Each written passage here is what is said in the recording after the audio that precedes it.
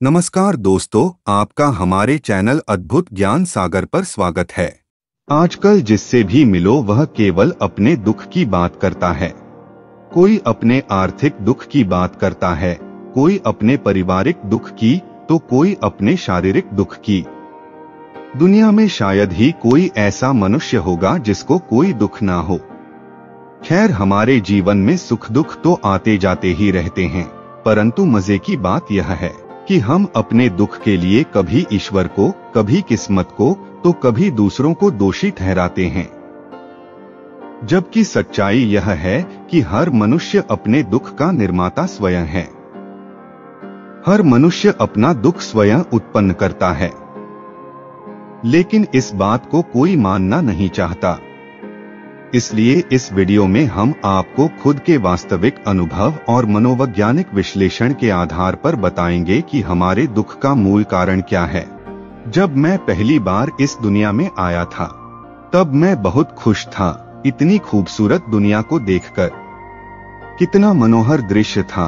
हंसते मुस्कुराते फूल, हवा में झूमते पेड़ पौधे, गाते गुनगुनाते चिड़िया का शोर और इतने सुंदर सुंदर लोग।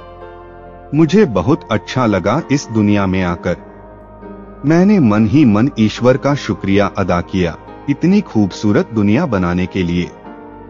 परंतु धीरे धीरे जब मैं कुछ बड़ा हुआ और थोड़ी समझ हुई, तो मैंने ये नोटिस किया कि पता नहीं क्यों मनुष्य अपने जीवन में खुश नहीं है। मैंने देखा कुछ लोग चिंता में डूबे हुए थे, कुछ लोग गम के मारे लग रहे थे, कुछ लोग दुख में आंसू बहाते हुए दिखाई दिए।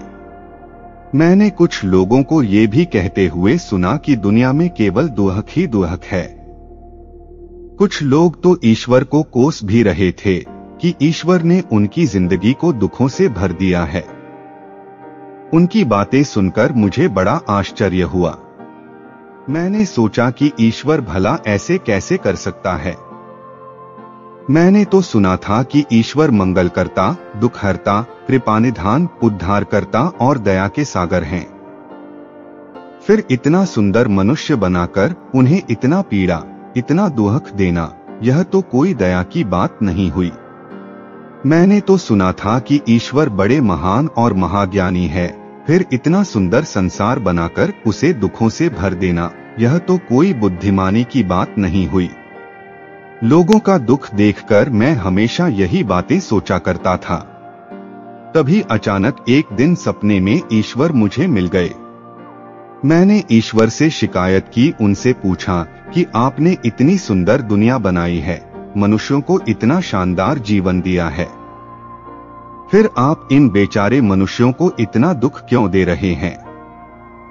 ईश्वर चौंकते हुए बोले, तुमसे किसने कहा कि मनुष्य को मैं दुख देता हूँ? यह बात तो सरासर झूठ है। किसने कहा? संसार के सब लोग तो आपको ही दोष दे रहे हैं। मैंने भी अपनी बात पर जोर देते हुए कहा। ईश्वर ने मुस्कुराते हुए कहा, तुम अभी बच्चे हो, तुमने अभी इन मनुष्यों को ठीक से समझा नहीं है। अपनी हर गलती के लिए दूसरों को जिम्मेदार ठहराते हैं। जाओ अभी संसार से कुछ सीखो, जीवन को गहराई से समझो, धीरे धीरे तुम्हें सब कुछ समझ में आ जाएगा। तभी से मैंने दुनिया से सीखना शुरू कर दिया, जीवन को समझना शुरू कर दिया। क्योंकि लोगों का दुख देखकर मुझे भी दुख होता था, इसलिए मुझे किसी भी हाल में इस प्रश्न का उत्तर ढूंढना था कि मनुष्य के जीवन में इतना दुख क्यों है। आखिर मनुष्य इतना दुखी क्यों है। मैंने इस प्रश्न का उत्तर ढूंढने के लिए अपने दुखों को भी गहराई से विश्लेषण किया। अपने आसपास के दूसरे मनुष्य के दुखों पर भी काफी रिसर्च किया। और आज जब मैं जीवन को काफी हद तक समझ गया हूं, तो मुझे अपने प्रश्न का उत्तर मिल गया है।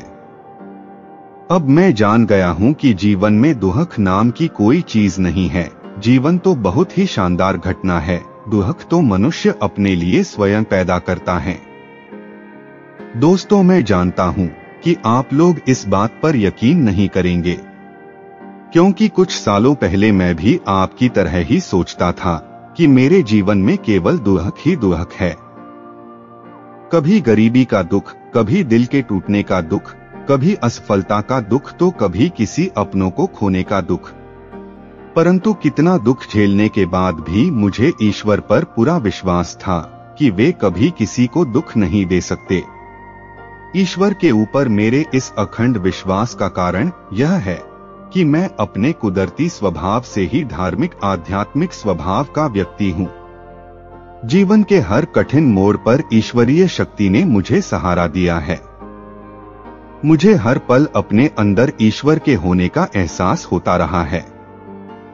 लेकिन आप यह मत समझना कि मेरे विचार ईश्वर पर मेरी आस्था से अभिप्रेरित है। मैंने खुद के ऊपर काफी प्रयोग भी किए हैं।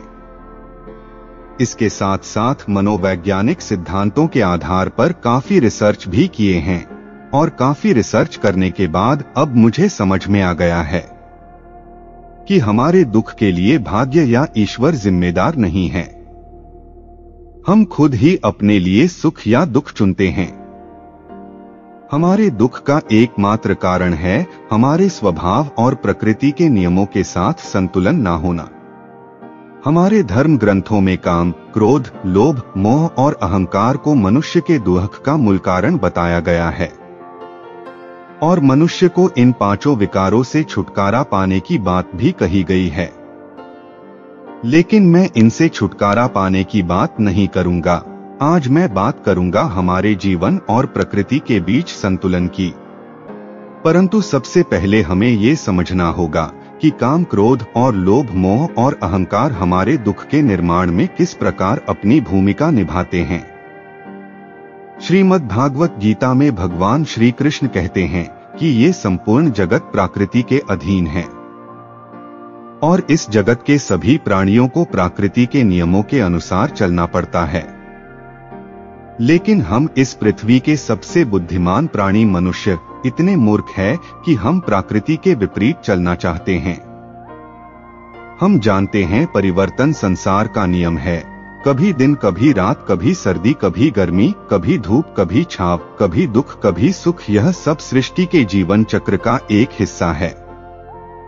फिर भी हम चाहते हैं कि जीवन में सब कुछ हमारे अनुकूल हो। हम जानते हैं हम जैसा बीज बोते हैं वैसा ही फल हमें मिलता है। फिर भी हम चाहते हैं कि हम बीज बोए बबूल का और उसमें से आम निकल जाए। हमारे अधिकांश कर्म तो प्रकृति के विपरीत होते हैं, लेकिन हम चाहते हैं कि परिणाम प्रकृति के अनुकूल हो। गीता में भगवान श्री कृष्ण कहते हैं, संसार के हितार्थ के लिए निस्वार्थ भाव से कर्म करो और फल की चिंता मत करो। लेकिन हमें कर्म से ज्यादा फल की चिंता होती है और जब हमारी कामनाएं पूरी नहीं होती तो हम या तो क्रोधित हो जाते हैं या दुखी हो जाते हैं। क्रोध हमारे बुद्धि और विवेक को हर लेती है, जिससे हमारे सोचने व समझने की क्षमता क्षीण हो जाती है और हम मानसिक रूप से विक्षिप्त हो जाते हैं। तत्पश्चात एक विक्षिप्त मानसिकता वाला मनुष्य मन, कर्म और वचन से जो भी करता है वह उसके दुख को और भी ज्यादा बढ़ाने वाला होता है। अब आप खुद सोचिए कि हमारे दुखी होने के लिए कौन दोषी है।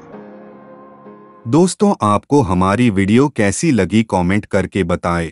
ऐसी ही ज्ञानवर्धक शास्त्र से संबंधित बातें जानने के लिए हमारे चैनल को सब्सक्राइब करें और बेल आइकन को दबाएं ताकि चैनल पर डाला गया वीडियो सबसे पहले आपके पास पहुंचे। इस वीडियो को देखने के लिए आपका बहुत बहुत धन्यवाद।